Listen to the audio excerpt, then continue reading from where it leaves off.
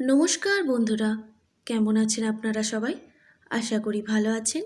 আর পূর্বাস কিচেনে আপনাদের সবাইকে স্বাগত জানাচ্ছি। আজকে আমি বানাবো কাঁচা আম দিয়ে আম জেলি বা আমের চাটনি। আর সেই রেসিপিটাই আজকে আপনাদের সঙ্গে শেয়ার করব।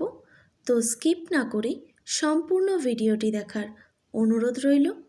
তো প্লিজ আপনারা চ্যানেলটিকে লাইক অ্যান্ড সাবস্ক্রাইব করে দেবেন আর পাশে থাকা বেল আইকনটিও প্রেস করে দেবেন, তাহলে সবার আগে নোটিফিকেশন আপনার কাছেই পৌঁছবে। তো আম জেলি বা আমের চাটনি বানাতে কি কি উপকরণ লাগে সেইগুলো দেখে নিই। এখানে আমি একটা মিডিয়াম সাইজের আম খুব মিহি করে কেটে নিয়েছি।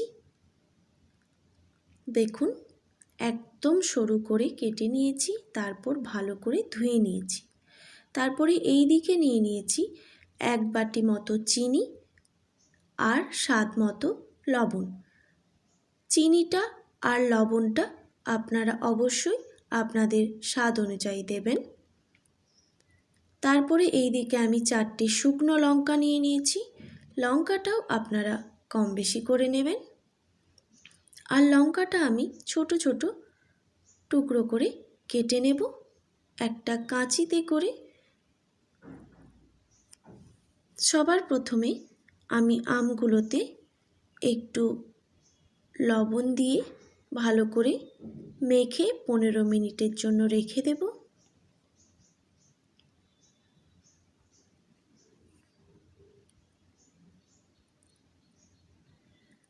মাখা হয়ে গেছে।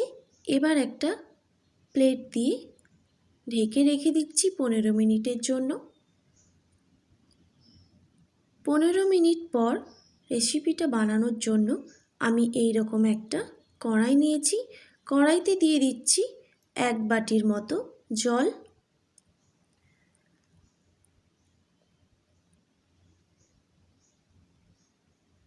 আপনারা যদি আমি এটা একটু লিকুইড মতো বানাবো আম জেলিটা বা আমের চাটনিটা, সেই জন্য আমি একটু জলটা বেশিই দিলাম। আপনারা চাইলে কম বেশি করে নেবেন। তারপর জলের মধ্যে আমি চিনিটা দিয়ে দিয়েছি। এইভাবে আমি বেশ কিছুক্ষণ ফুটিয়ে নেব।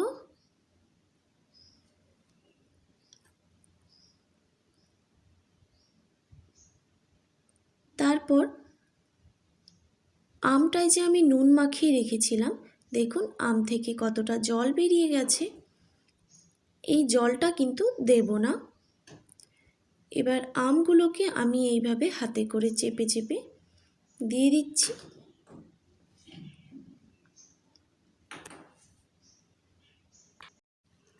তারপর এক্সট্রা জলটা আমি ফেলে দিচ্ছি।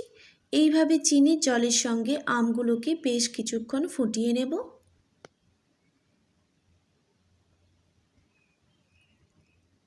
বেশ কিছুক্ষণ ফুটে গেলে আমি এবার লঙ্কাটা অ্যাড করছি। শুকনো লঙ্কাটা আমি একটা কাঁচিতে করে কেটে যতটা পেরেছি বীজগুলো ফেলে দিয়েছি।